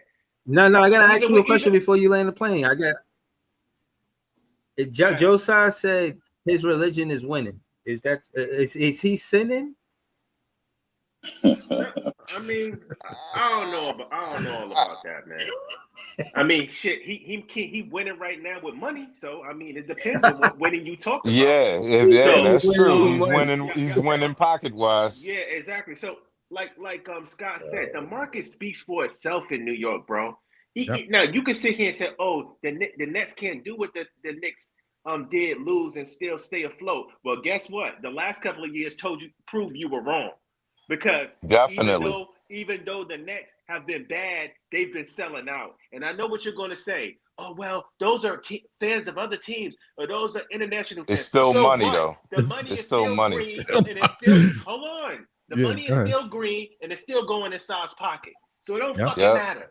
So Yep. with that And being going into said, the NBA's pocket. Yep. Right. Exactly. Brooklyn's market can maintain and stay afloat It's without being good thriving. because of the market. It's thriving. But that's Yeah. my But point. that's It's why, but thriving. see, I don't know but you what y'all see, talking about. Can I that's respond to him real why quick? I'm saying, Dill, before you respond, the only thing I'm gonna say is that's why you can't be worried about, oh, are they gonna risk hitting us with a fine because we're losing games? You can't prove we're losing games on purpose, motherfucker. So let's Uh, keep losing. no. So that's the problem right there, right? This is why, if you think about the way the draft went this year, none of them teams that was bottom was supposed to get no Ace Bailey, no VJ. You know what I'm saying? You wasn't Yes. supposed to get a guy like that if you was a bottom team. All the teams that was at the top three, top four, right? They were supposed to Yeah. take these guys. So if you was a tanking team or anything like that, like Utah got Ace, that was by luck. You know what I'm saying? Because they weren't even supposed to get him. So they don't want to. The NBA is not rewarding teams. They're trying to stop teams from tanking and play like the way we played. We started losing at the end, and it looked like tanking, but we played competitive the whole season. That's what they want to see. And we didn't get it, like Dylan said, we didn't get it this year, but that's what they want. That's how they want the NBA to be. And the commissioner also said, like, they haven't found a way to fix that yet. But right now, the lottery is the best thing right now to kind of control it a little bit. And you see what teams got. Like Utah, you already But knew Utah was tanking from the beginning, but they didn't get it. Explain Philly. Philly was a good team, but they all got hurt, and they just landed one, and we won one more game than we were supposed to, and that changed the trajectory of our pick. But being said, like tanking, they had no team left. I think they did tank. They had no, bro. All their top players got hurt. 4 of their top players got hurt. What team did they have left? I think that they didn't make any moves at the deadline to improve the roster. Exactly. They still had Tyrese Maxey and Quentin Grimes playing at a At solid the level. end of the season, bro. At the beginning, they lost so much steam. They ain't had no team. No, I'm talking about once McCain went out, they could have changed their team and still made it. Hold on, y'all. Hold on. I think Orange Spiegel, the moderator on this page, is cooking with fish grease or whatever y'all like to cook with, oil, canola oil, whatever the fuck. All right. Now he says the Nets make money in BSE, and when he said that, something said ding ding ding. I remember this. Yep. I remember this. I know. I read this. Listen, BSE. He says, and also we're gonna read Orange Spiegel comments. He says, "I'm serious. Shows events are the biggest revenue stream." He says the Nets is losing money if count only b-ball activities. BSE Global makes a ton of money on show book at the Barclays. So okay, hold on. Matter of fact, before I read this, I'm gonna let Joey rebuttal. Go ahead. I'm gonna read this, but you first, Joey, rebuttal this. Go ahead. No, I was gonna say that's bullshit because how did the Nets sell out they sold out most of their fucking games. They literally only didn't sell out a handful of games. So that's bullshit. Okay. I will say that Sa and BSC definitely gets money in other areas because he owns the fucking arena. We know that. Yes, women WNBA. Hold on, y'all. Let me read this. Go ahead, Joey. I'm gonna read this after that. Go ahead, Joey. No, I was just gonna say it's common sense that the man makes money in other avenues because he owns the fucking arena. Breeze, can I just respond to this for a sec? Because I just looked it up. It's an old narrative. But to sit up here, y'all gotta stop the bullshit. Listen, New Yorkers love basketball. The Nets are in Brooklyn now. They're not in New Jersey no more. Right. With that being said, they can be bad, but you know what? People are going to go see a fucking basketball game. Yes, indeed. When they want to go see a basketball game, and it's international. Hold on. Let's go to the game. But hold on. Hold on. To Oren's point, though, I agree with him. They making more money. Like it's not just about the Brooklyn Nets. And what I'm saying is, had Josiah been focused on only the Brooklyn Nets, maybe his decision making would be a little different and more geared to what happens with the Brooklyn Nets. Like me as a Nets fan, there's my whole life, and then it's just like my fan life, right? So my fan life, there could be all of this stuff happening around the league, but my focus is Nets content. Right now, I'm saying that to say that's what I do. Right now, what I'm saying with Josiah, I don't know how he prioritizes the Brooklyn Nets. Is it first on his to-do list? You feel what I'm saying? This is the things that I ponder. But I just want to read this. Then we're going to go to Dylan. But I want to read this first. It said, this is BSE. It says, about our culture. We are motivated by the idea that sports and entertainment create opportunities to bring people from all backgrounds together to celebrate our collective communities and spread joy. The incredible energy and passion of our fans and customers helps fuel our desire to deliver best-in-class experiences and exceptional hospitality that embrace and showcase the best of Brooklyn. BSE culture is rooted in 4 overarching values that drive our businesses, integrity, accountability, growth mindset, and care. And let's stop. Do they represent the Brooklyn Nets with integrity? No, they are not doing right by Cam Thomas. Accountability? No, can I jump in here for a second because I have the numbers right in front of me. Hold on. I have the numbers right in front of me. They said they just want to have something about player development, and then they want to get all these rookies, and then after that they don't want to pay somebody that they drafted, but they got 5 draft picks. No, ain't growth growth mindset They and care. won't let No, Cam you grow. don't care about the fans. So all of this stuff that they said that the BSC culture represent may be for all of those other different entities. But when it comes down to the Brooklyn Nets, they don't represent none of that. Go ahead. Or maybe the first two letters. Can I Yeah, but the article was in 20. Listen, y'all talking about them losing money in 2021. It's 2025 going into 2026. Please give me an update. Can I read the 2024-2025 season stats here, please? The Nets made $43 million in operating income profit this past season. So they were $43 million in profits. So that is false from Warren. That's what you know what it is. It's a dated. Okay. So they wouldn't be negative. It wouldn't be a negative. Dated. If it's That's a dated. You can't really judge. You can't really trust what you read. Now, I'm not going to sit here and tell you. That's a dated narrative. From a business standpoint, they asking me the article from a business standpoint, you're going to know my numbers. I'm not going to sit here and tell you. You're not going to know my numbers. I don't care where you get it from. You're not going to know a business numbers. Orange Spiegel, you ain't got to be impressed by me, but you're not going to read me some shit from 2021 and make me believe that in 2025 you can't trust the numbers. The Nets were ranked as the eighth most value. The Nets were ranked the eighth most profitable team this past season. Just like you, when your paycheck, that is your personal thing. Businesses have that same privilege. Now they can give the numbers to their stock market or their shareholders, and they have to make that public.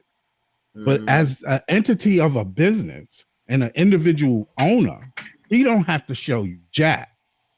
So the numbers you getting doesn't mean anything. It's just a cover. There's money being made somewhere. Trust me. Orange Spiegel. Hold on. I don't know what it is. It could be the WNBA. It can be the kickback from the property. Hold on. Orange Spiegel pushed back. He said when your payroll is $400 million, you don't go deep in the playoffs. You lose money on ball activities. Who are we talking about? The Nets payroll was $155 million this past season. So who are we talking about? No, I'm saying so who is he? But who is he referring to? The Lakers, he don't got nothing to back up. I need your sources. Where your sources at, bro? I'm saying shit from 2021. No, I'm saying, but shit from 2021 and you just throwing out numbers. Who is the person? This is coming straight from Forbes.com. The Nets who is the person? Eighth. What were the? Hold on. The Nets were the eighth most profitable team in the NBA this past season. The Nets were the eighth most profitable team this past season, and they generated $43 million in operating income profits. Can you name the seven before? Let's see. Damn, that wasn't good enough, LBL. Damn. No, I'm saying if we name the seven before. The Houston Rockets were 7. I just messed with you, LBL. The Chicago Bulls were 6. The Clippers were 5. The Celtics were 4. The Lakers were 3. You see what I'm saying? Yeah. You see what I'm saying? Those people with the aprons, they all are making money. And the Warriors were 1. And the only thing I can say is now I'm gonna be the big fan breezy of the Chicago Bulls and say, y'all need to pay Josh Giddey because look, y'all is in the top 6 and y'all acting like y'all ain't got no money. But can I say this real quick? And that's common sense. You're going to lose money after you done fucking spent all this money and you and put all this into the big 3 and the shit imploded. Obviously, you're going to lose money. That's common sense. By the way, we were ahead of the Mavericks, the 76ers, and I'm just trying to find and the Miami Heat. Those are like the 3 most notable teams that we're ahead of. And Joey, you bring up a good point too with the big 3, because even though it was a failure, right? Like from a basketball performance sense, when you look at it now, is Sy in a better position than before he signed Kyrie and Kate? Yes, he didn't lose. Way more money. He didn't lose. That's what. No, I mean he won. Right, he won. Of course, Money-wise, he won. Of course, he did. So he would do that whole thing again if it would make him even more I'm money. gonna just say this. So I bought the Nets for $3 million. The Nets are worth over. I mean, 3 billion. The Nets are worth over 6 billion today. So men lie, women lie. Numbers don't. I So told you That's all you I got. can't judge the numbers so that you're as you getting get. from those reports. Mm-hmm. That has nothing to do with his The pocket. league is mandated You to can put sit out there numbers and like say that it's from Forbes. Forbes don't have every information. the league is Most of this shit is mandated. tracked, though. Most Any of it is They public tracked. just business, tracking the any public business has to put out their profits. numbers like that. They just tracking the profits. But No, but there's money any to be public business, made in other things than just profits I from will say any this though, sales. public it might business not has be to put out their 100% financials each correct, year. but Ford's is pretty legit. Just like the property They're went up probably in value. Where you think that money went up? No, you need Yeah, as a but public business, you have to post your financials. Every I public business understand has that. to. The I NBA is a public organization, understand not that, private. but he's not. He don't have to post his money. oh no, But we're no, not We're not no, talking we're about not his talking money. about We're his not So talking what about he his personal money. wealth. owns, We talking about We're his talking about you the talking team. about the let's talk about the corporation personal wealth. itself. You talking about the public money No, we're that's talking being about the Brooklyn The Nets right. team. profitability. The We're not talking about Yeah. Joe public Tsai's money. profitability. The public money. But that's what I was saying, because everybody thought that we lost the big three and the Brooklyn Nets was going to have to move He to ain't losing Seattle. no money. And I'm listening, and then I'm just sitting like, y'all just don't understand the New York market and how strong it is and how much New Yorkers love basketball. And as much as we Facts. go to games, and Yo. we hate being outnumbered, 4-1 as far as fans, like when Philly comes in, when Toronto comes in, when the Lakers comes in, it's only like a quarter of the arena that's Nets fans. That's As true. much Right. as So, we but as hold on. much as we as much as we hate that, Cy don't Mhm. care because he's filling the seats. Right. Exactly. But hold on, Exactly. and what Yeah. listen, and this is what I'm saying. He really moved into, it really became an owner to a team where the culture of the city loves basketball. Before the Of Brooklyn course. Nets, before the Nets came to Brooklyn, bro, basketball was already loved. It was loved because Stephon Marbury. It was loved because of his cousin Sebastian Telfair. It was loved because of Mark Jackson. It was loved because of all of the players that came out of New York that went to the NBA. It was loved, you know what I'm saying? Even Jordan, Jordan was born in Yeah. Brooklyn. You know what I mean, It's just a like, big Yeah. basketball. New York is a right. big So what I'm saying basketball is, market. even before the Nets came here, so it's like these people that was here, and this is what I be saying, no disrespect about the international players. It's like, yo, yeah, I get it. Like, y'all appealing to an international fan base, but don't pretend like the core of basketball before all of these international players drew interest. There wasn't already already a core base fan base here. You know what I'm saying? Like, y'all trying to appeal to the world and opposed to what's happening here. Are they listening to the fans? Or are they just looking at analytics? I looked at the They not stats. they not I looked listening at the to stats of fans. Ben Saraf. I looked at the Yeah. stats of Ben Saraf. I'm like, how he get drafted? But He's his looking at numbers, I'm numbers. like, they definitely drafting prototype. Can I say something real quick? So you sit there and say they're not doing it for fans, right? And They that's how doing it you're for looking fans. at it. But at the same breath, right? As we look in the Jewish, who has the biggest Jewish community in The the Brooklyn Nets, world? Brooklyn. Brooklyn has the biggest Jewish community in the fucking country. So But that's Listen, not I for respect that. No, but what I'm saying is because they doing that, I respect that. But you know, no, no, no. You can't respect let that. they You can't listen. What I'm respect that. saying is when you get fans like me that say, "Oh, all right, that's cool, that's what you did." Now I go look at his stats, and his stats is like, "Damn, you just did it just for that." You know what I mean? You don't even care how good of a player he is. You just trying to appeal to the fan base. That's the part that I don't like. But That just the me whole neither. Yeah. with just the nature of it's not that they're business they're trying trying to to bring appeal in to the more fans fans. that no, but what I'm saying is just the nature of business trying to appeal to the demographic that you're trying to sell to on a business perspective, looking through a business lens, and you see more of the demographic is that a Jewish community, then yeah, you're gonna that makes sense that they did what they did. But again, make sure it's the best player. Get the MVP from over there. Don't just go get anybody.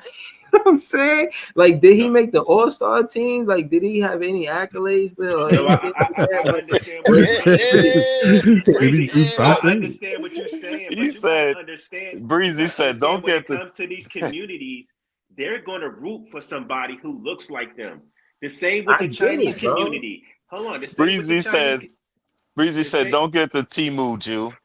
No, we the same I ain't with say the that. same with the Chinese community. I'm trying to get brand deals, man. You try, come on, man.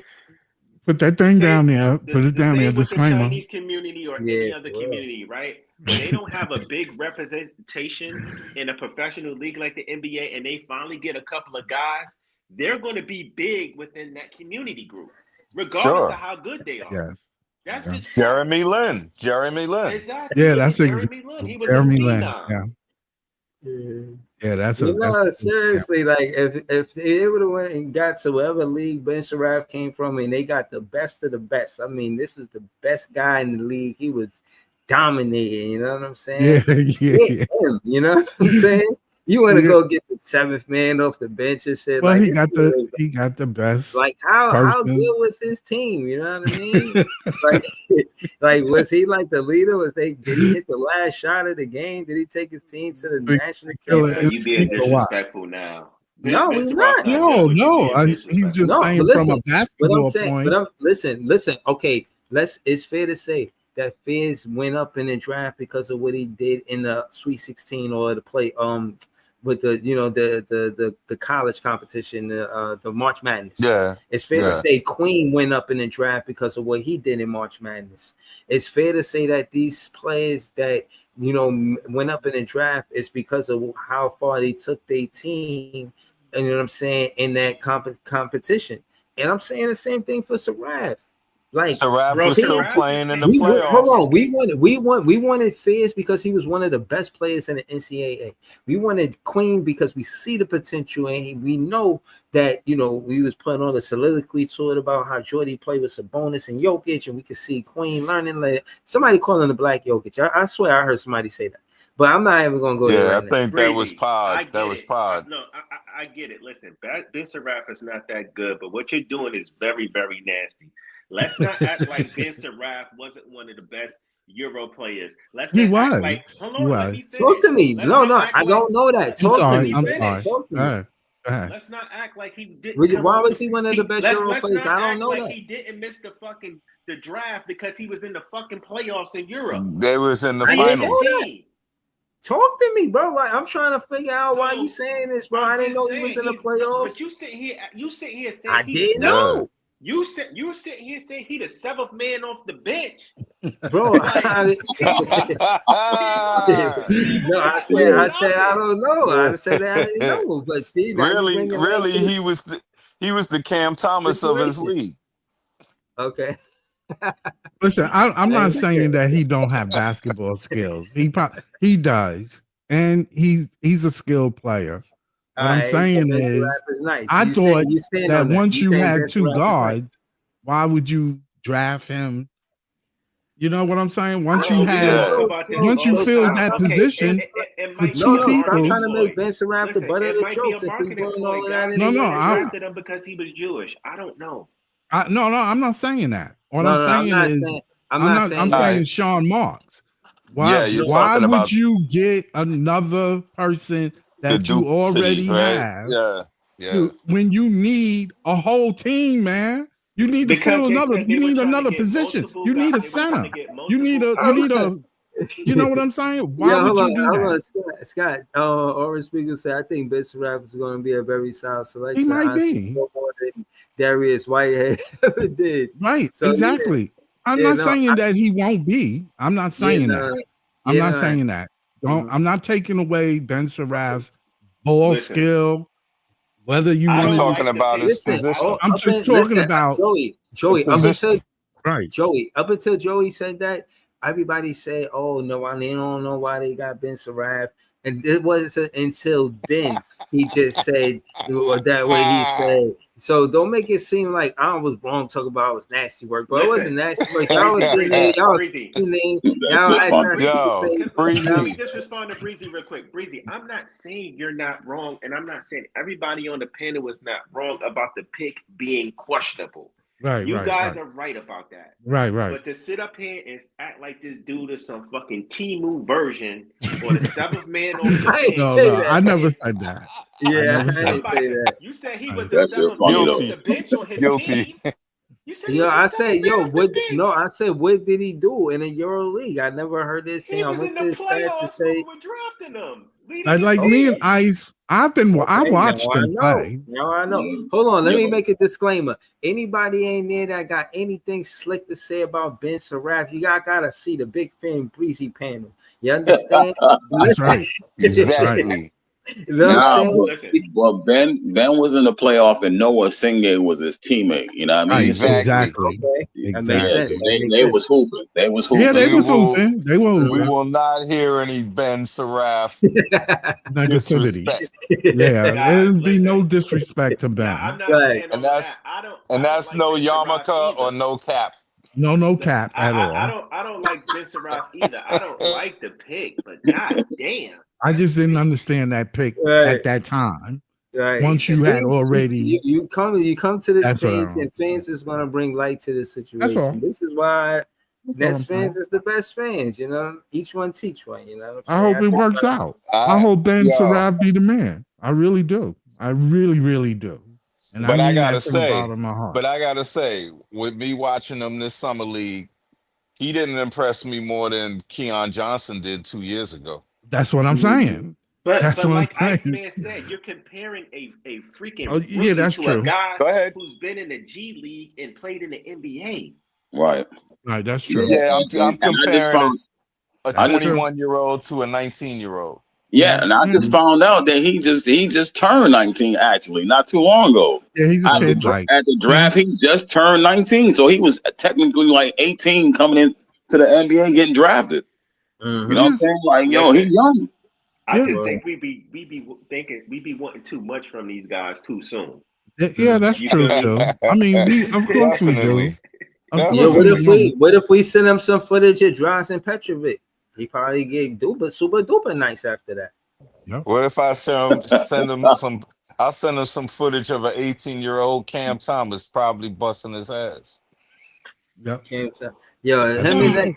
It can, but what about his defense? Do you? I think that's what I want to see as far as player development. I want to feel comfortable that the perimeter defenders in Jaeger and Ben Saraf is going to, you know what I'm saying, change the He got the defense. size. He got the Because one size. thing is, right to Scott's point, with them being as tall as they are, they can, if they contest the three, yeah, we're gonna have good perimeter defense, bro. That's all we need It them to might do is work. I Yeah, but all really that hope shit it don't. works. I That's really true, do. Breeze. But all that shit don't matter if you can't move your feet. Right. Now That's true too. he's not a But lockdown defender like Drake. He may get a steal here and there, but he's a passing lane type defender. His IQ was high. He be reading plays and stuff, and that's how he he be in gets the right steals. spot. He be Yeah, in the right spot. yeah, You because know. he ain't like super fast and he ain't like, you know what I'm saying, super Other words, athletic. But his if you IQ, beat him off the dribble, he ain't coming back to make that up.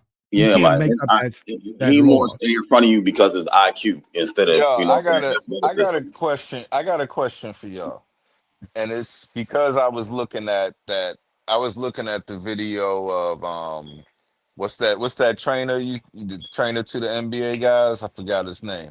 Chris, But yeah, the one who was working with Zaire. Remember yeah, he's working with him, like coming to the middle and stuff. yeah, So Chris, now Chris. I was thinking about that, and I'm like, man, Zaire is freaking young. He's only 23, and Yeah, then so is Keon, right? Like Yeah, yeah, they're yeah. yeah, both they still very young. young. So when you Yeah. look at them dudes and you see that they're so young, it's like, no, I mean, never mind the draft picks, but Right. have we seen the best of these guys? It's hard to Have we tell. seen the because remember, It's hard to Zaire tell. was a top 10 pick. Yes, he was. Somebody saw something in him. Yes, he I was. I think for Keon, he's getting close to we've seen the best of Yeah, Zaire. you mean he's getting close to his Yeah, ability. yeah. Zaire, I don't think so. I think he has a little bit more to go. You know what I'm saying? He got like what you seen the workouts that he was doing. I think once he Yeah, figured out a lot more, I think he has more to offer because he don't put the ball on the floor like that. You know what I'm saying? and I don't know if he he ever could go. shoot better too. Yeah, and now he's figuring out how to get to the lane and do all those type things and dunk, spin, cut hair. You know what I'm saying? This is where you need to be to catch this lob. I think he got more to offer. I think Keon is And about to. I'm not just saying to compare the two, but I'm just saying just in the fact that years ago, like when Breezy was talking about 4-year guys, then you're talking about a guy that's like 22 or something. But now these guys are only 23 and they already have those cups of coffee, from the NBA under their belt. So it's like now it's because I know Magic Johnson used to always say the biggest way that you get better is between seasons, not during the season. He said the Mm. NBA players, they go home, they work on things, and then they come back. So that's what I'm looking forward to see, what's going to be the best desire. And the Keon, like for Keon, yeah, he's a marginal NBA player, but to me, he's not defensively. Right. Defensively, I think Indiana or OKC could have threw him out there for a few minutes and he could have made some impact on the game, some defensive impact on the game. I agree. Yeah. Okay. Yeah. Yo, hold on. Do I be We just 17? can't afford it. We can't afford it on our sorry team. That's what it is. Nah, I'm with you. Shout to LBL for life. Living my best summer life. Dwabi 17, a moderator on the page, so I'm actually pretty high on Diego. I see what they were going for. He Right. was a lot more potential than guys you might have rather took, even if his floor is lower. I think he's good next to Cam Thomas. That's why I like him. You know what I'm saying? So what's his position? I got him as a point guard. I think you He's a play tweener develop. to me. Yeah, but you play develop him into a point forward. You don't Yeah. rush him into that. No, They no. made that same mistake with Cam Thomas, where Cam Thomas got to the NBA because of what he did inside the 3-point line and getting to the rim. As soon as he got to the NBA, they was trying to ask him to take mad 3-pointers. Like they wasn't playing developing in the right way. Nah. So Yegor is a point forward. That's what he is. Yeah. He is a point So forward. he's not a point guard. He's a point forward. No, nah. Uh, I just I on that don't live think I just did. Even the dude that does all the drafts, Giovanni, he even said he's a point forward. He don't see him as a point guard. So if they can get him to train to be a point guard as well, that'll make him, you know what I'm saying, crazy. He'll be yeah. a difficult person to deal with. Because even I posted a video today, him versus Trayor in one of the finals they had last year. He was off ball a lot. He brought the ball up and then he swung it and then he went to go stand on the other side of the wing. And all his plays came from a jab step, drive in, kick out, jab step, pull up. You know what I'm saying? He did all his work, all his scoring wasn't at being a point guard. Sometimes he Right. Well, did put a little bit of point. Right. Ice. I was gonna say with Agor, the thing is, the league has transitioned so quickly to all of this ball pressure and 94 feet defense that now, like what Agor did, in Europe and what he did in college. Now, when he comes to the NBA game, and the NBA game is so much more sped up, it's like he can't settle in as a rookie into the point guard because they'll eat him up. He doesn't have that handle to really handle all that ball pressure right now. Now it Right. doesn't mean he won't ever have it, but I'm saying right now, you might as well stick him at the 3 and say, "Yo, go ahead and do your thing," because he can't be trusted to bring the ball up from taking it out under the basket. So hold Right. on. So hold on. All that being said, say he the starting small forward because we want that. And what you Yeah, got? Ben Seraph at point or Nolan at point? Nolan. But Okay. Yegor is gonna play point guard, but you know what I'm saying? He is gonna be at the point. He's gonna start at point, but Nolan Trayor is the point guard though. You know what I'm Yeah. I saying? think yeah. he's more of the traditional point guard that they need. With his speed, he can bring the ball up. So what I'm saying is Igor can take it from there. So But typically, off of the defensive rebound, you want the ball in Nolan hand first. Just right. give him the ball, let him run down court, see if he can beat the defense down court. You He Yeah, want going he you probably want will. Yeah, he wanted He probably will. his or Jaegor's, because Jaegor. Yeah. See, the thing with Jaegor is he passes like he sees like Ben sees. You know what I'm saying? Right. If Ben sees somebody from where he catch the ball at, he gonna throw it. That's what Right. Jaegor do. Like Traore is gonna run up the court and beat everybody down there. So there's two different types of plays. You know what I'm saying? Right. They can play on the court together. That's what they drafted. Scott, you got me laughing because you got me thinking of Traore. He's so fast. It just reminded me of like what Gilbert Arenas said Yeah. about But why is that though? Ice? but it reminds me of what he said about Kwame Brown. He's so fast. Of course, he didn't bring the ball with him, but But why is that though? You know why Yegor chooses to play like that is because of what LBL says. He doesn't like ball pressure. So he's always looking to do a quick outlet pass and to shoot the ball down the court really quick, and you know what I mean? Because he doesn't like, he can't really handle ball pressure like that, or his handle is not. yeah, he's never seen it. He's never seen it at that level before. So Right. That's lovely. It's tough on him. We definitely. I've seen it even at college. You could tell it can be tough on him. You can even tell in summer league that he was rattled when guys were putting ball pressure on him. Once he got that ball on the half court, though. Yeah, and Ben Seraph as well. Ben Seraph looks if he gets too. by his man, he's a problem because he's going to see the whole floor. He's going to see the whole floor, and he plays above the rim. My thing is, I want him to be able to get separation and get to his spots without needing a fucking pick. Right. But you know what? But you know what? That's not. But you know what? It's like, because that was the reason why Ice, and so many others were just like licking their chops, paws, saying that they wanted Fizz, because it's like you just can't keep them in front of you, right? So this is what I'm saying. So like now, this is like, that's the antithesis of a Marks pick. Marks never gets guys that complete, that I'm saying that could just be who people can't check. He doesn't get unchecked. He always gets these guys where they need a screen. Only Cam Thomas. Well, even Cam Thomas ain't got that quickness. No. But what I'm saying is, what I'm saying about Cam Thomas is, he's more of an IQ player, because I agree he's not one of the more fastest players, but watch his footwork before he dribbled the ball. Watch his shoulder work before he dribbled the ball.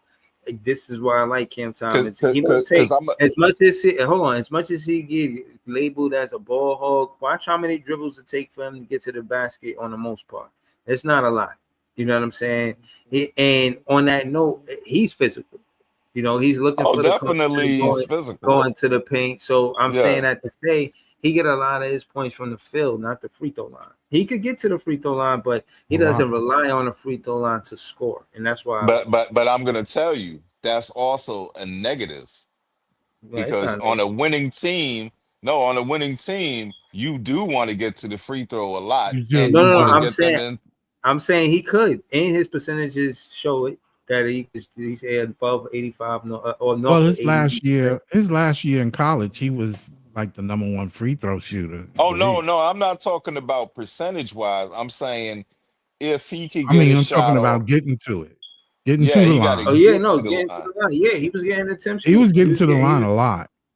They even mentioned that's one of his traits. But I'm saying, if he scores the majority of his points everyone does from field goals, but if he scores too many of his points from field goals and like only 6 from free throws, no, that's you not gotta enough. get to the line. You gotta get to the line. I'm not. No, I agree with you, Elliot. I think it's important to attack the big to get him in foul trouble. You want to attack the big, get him in foul trouble. Well, so that was one of Cam Thomas' things. It's getting their best defender on the bench opposed to in the game. He was getting to the line. Anytime he went to the rim, he did his little neck thing, throw his neck back, and that was his thing. He was getting to the free throws. That was why he scores so much. I'm gonna bring this full circle back to what Breezy said about D'Lo and his comments about the Nets, right? Yeah. Because one of the things, because the thing that I thought that was interesting about it was because I didn't know he had this much self-awareness, meaning D'Lo, Right. that when he started talking about, because I'm not an athlete, I'm not a great athlete or anything, I just Mhm. this and that. But you know what else it was with him, the Lakers? Remember, he was only 19, right? So he was a Mhm. young guy, but also he didn't have that freaking, when he was on LA, he didn't have that freaking work ethic. So I Mhm. thought like what Joey was saying is that he's saying that there he was thankful that under the Kenny Atkinson regime and stuff, they came, and Mark's regime, that they came in and they said, oh nah, you ain't gonna just be shooting up shots and blah blah Right. blah. No, we're gonna make you work. We're gonna make you put in the work, and this is what you, and that's probably the hardest D'Lo ever worked before. Right. You Right. know what I'm saying? And it's like, and that's the Yeah. whole thing. When you're not athletic, you got to work harder. Well, I think It's just a D'Lo given. was D'Lo from California. Nah, he's from same place as Muhammad Ali, Louisville. He's Oh, from okay. Well, from that's a Kentucky. well. So he's a country boy. So the Yeah. thing is, when you go into LA, the the thing with D'Lo when he got drafted, he went to LA. It was a shock to him that everybody was leaning on him like he was the man, Yeah. and it was too much for him. That's too much Yeah, yeah. pressure. It It was was overwhelming. overwhelming for him to Yeah. come to Brooklyn. It was a relief because Yeah. it wasn't expecting a lot from you. Not at least not that much as you was in LA. So and then with him being with other players of his caliber, of his type, then it was God centric and a coach that was enthusiastic and the system was flowing. It worked for him. Because Yo, And hold on. remember, Yeah, go ahead. Go ahead. no, I was just gonna say, because remember, he played just like Cooper and all of them played on that stack Montverde team. right, exactly. So did he. He Yeah. played with Ben Simmons, right? Right. Yeah, sure enough. So so that's what I'm saying. And so like if Ben Simmons is handling the ball and passing and everything, D-Lo, all he had to do was score. You know what I Right. mean? Even though he could pass. Right, And I right. Mhm. think when he got to LA, he thought it was gonna be set up in a certain way. And it's like, yo, Yeah. magic is magic, but magic is demanding. Yeah. Mhm. You know what I'm Right. saying? Right. And then you got to realize the difference is that he was, to your point, very vocal.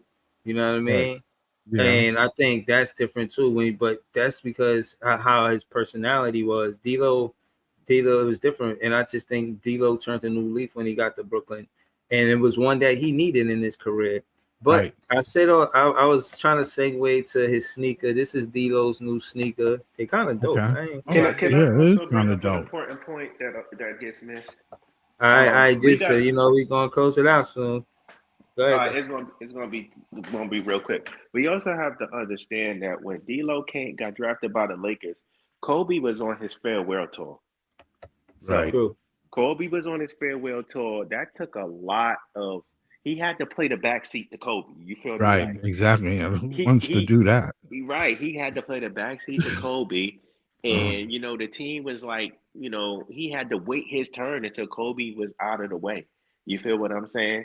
Yeah. So, I mean, we got to take that into consideration too. But I Yeah. Yeah. totally agree with LVL and what Scott is saying. Yeah. Yeah. It was tough. This team is. I mean, these sneakers is tough. This is the Canvas D-Lo. That is tough. I might get this one day. I ain't gonna lie to you. I ain't gonna get it right now, but I might get this one day. Player once said Cam Thomas said he modeled his game off harder a lot. He needs to take less mid-range numbers and shoot more threes and get to the line. All right. Yeah, I seen that. He said that too. That was his favorite player. But again, I just hope that he get the ball early in the shot clock, like I was saying to Dylan yesterday.